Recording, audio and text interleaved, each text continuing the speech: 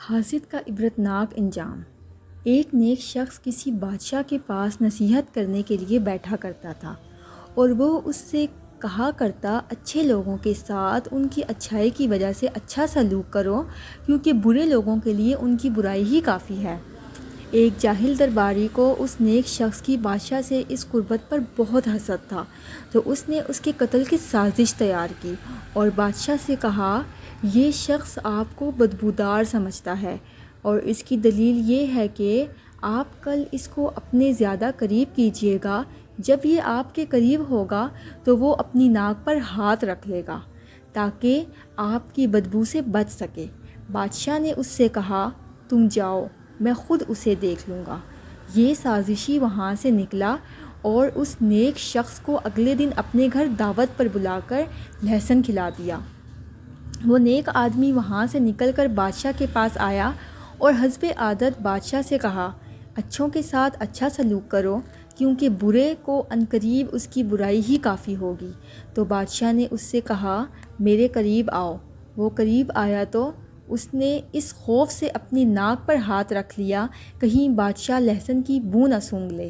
تو بادشاہ نے اپنے دل میں سوچا کہ فلاں آدمی سچ کہتا تھا۔ اس بادشاہ کی عادت تھی کہ وہ کسی کے لیے اپنے ہاتھ سے صرف انعام دینے کا ہی فرمان لکھا کرتا تھا، لیکن اب کی بار اس نے اپنے ایک گورنر کو اپنے ہاتھ سے لکھا کہ جب میرا خط لانے والا یہ شخص تمہارے پاس آئے تو اسے قتل کر دینا اور اس کی کھال میں بھوسا بھر کر میرے پاس بھیج دینا۔ اس نیک شخص نے وہ خط لیا اور دربار سے نکلا تو وہی سازشی شخص اسے ملا۔ اس نے پوچھا، یہ خط کیسا ہے؟ نیک شخص نے جواب دیا، شاید بادشاہ نے مجھے انعام لکھ کر دیا ہے۔ سازشی شخص نے کہا، یہ مجھے حوالہ کر دو۔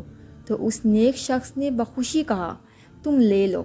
پھر جب وہ شخص خط لے کر عامل کے پاس پہنچا تو اس عامل نے اس سے کہا، تمہارے خط میں لکھا ہے کہ میں تمہیں قتل کر دوں اور تمہاری کھال میں بھوسا بھر کر بادشاہ کو بھیج دوں۔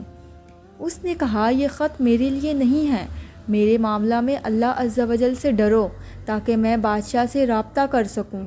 تو عامل نے کہا، بادشاہ کا خط آنے کے بعد اس سے رجوع نہیں کیا جا سکتا، لہٰذا عامل نے اسے قتل کر کے اور اس کی کھال بھوسے سے بھر کر بادشاہ کو بھیج دی۔ پھر وہی نیک شخص حسب عادت بادشاہ کے پاس آیا اور اپنی بات دہرائی، اچھوں کے ساتھ اچھا سلوک کرو۔ تو بادشاہ نے حیرت زدہ ہو کر اس سے پوچھا، تم نے خط کا کیا کیا؟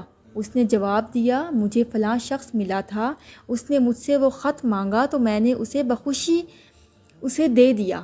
تو بادشاہ نے کہا، اس نے تو مجھے بتایا تھا کہ تم کہتے ہو کہ میرے جسم سے بو آتی ہے۔ تو اس نیک شخص نے جواب دیا کہ خدا جانتا ہے، میں نے تو ایسا نہیں کہا۔ پھر بادشاہ نے پوچھا، تم نے اپنی ناک پر ہاتھ کیوں رکھا تھا؟ اس نے بتایا، اسی شخص نے مجھے لہسن کھلا دیا تھا اور میں نے پسند نہ کیا کہ آپ اس کی بو سونگھیں۔ بادشاہ نے کہا، تم سچے ہو، اپنی جگہ پر جا کر بیٹھ جاؤ۔ برے آدمی کی برائی اسے پہنچ چکی ہے۔ دوستو، اللہ عز و جل ہم پر رحم فرمائے۔ حسد کی برائی میں غور کرو۔ نبی اکرم صلی اللہ تعالیٰ علیہ وآلہ وسلم کے اس فرمان عالی شان کی حقیقت جانو۔ اپنے بھائی کی پریشانی پر خوشی کا اظہار مت کرو، کہیں اللہ عز و جل اسے اس سے نجات دے کر تمہیں اس میں مبتلا نہ فرمائے۔